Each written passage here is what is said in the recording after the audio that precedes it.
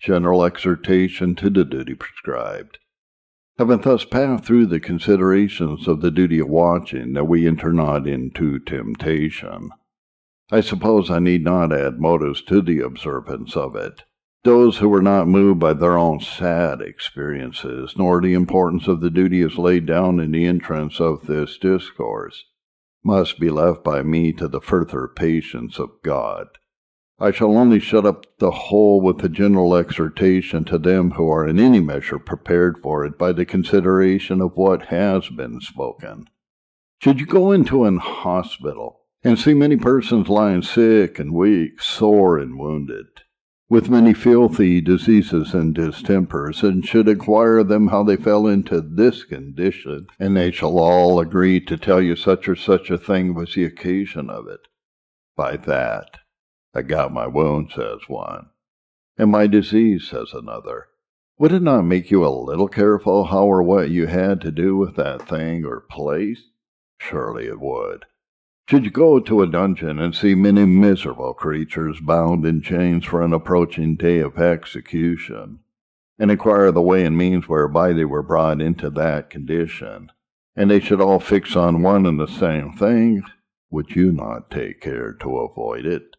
The case is so with entering into temptation. Ah, how many poor, miserable, spiritually wounded souls have we everywhere!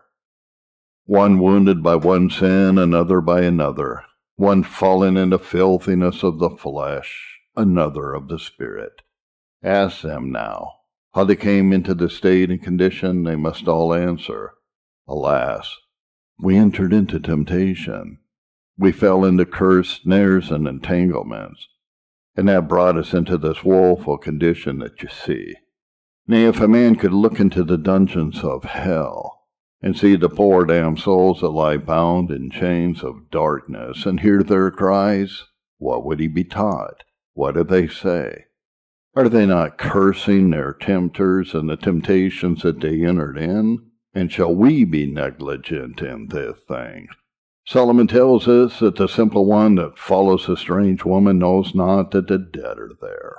Dead her house inclines to death, and her pass to the dead, which you repeat 3 times, and that is the reason that he ventures on her snares.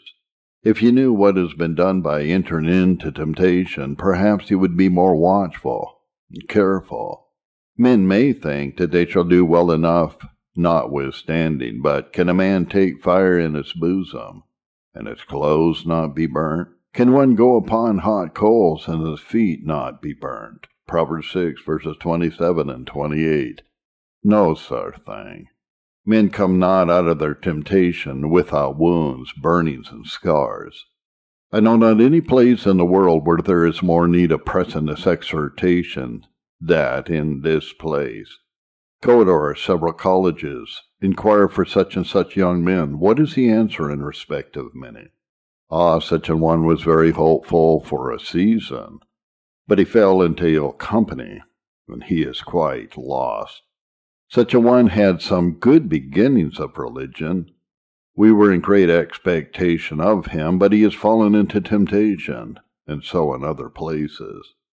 Such a one was useful and humble, adorned the gospel, but now he is so woefully entangled with the world that he has grown all self, has no sap nor savor. Such a one was humble and zealous, but he is advanced and has lost his first love and ways. Oh, how full is the world, how full is this place of these woeful examples, to say nothing of these innumerable poor creatures who are fallen into temptation by delusions in religion. And is it not time for us to awake before it be too late? Watch against the first rising of sin, the first attempts of Satan, and all ways whereby he has made his approaches to us, be they never so harmless in themselves. Have we not experienced of our weakness, our folly, the invincible power of temptation, when once it is gotten within us? As for this duty that I've insisted on, take these considerations. Number 1, if you neglect it, it being the only means prescribed by our Savior, you will certainly enter into temptation, and as certainly fall into sin. Don't flatter yourselves. Some of you are old disciples. You've had a great abhorrency of sin. You think it impossible you should ever be seduced, so and so. But let him, whoever he be, that thinks he stands, take heed lest he fall. It is not any grace received. It is not any experience obtained. It is not any resolution improved that will preserve you from any evil unless you stand upon your watch. What I say unto you, says Christ, I say unto all, watch.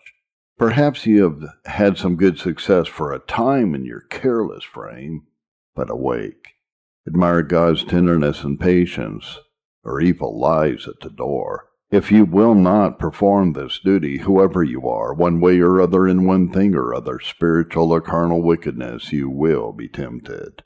You will be defiled. And what will be the end of it? Remember Peter.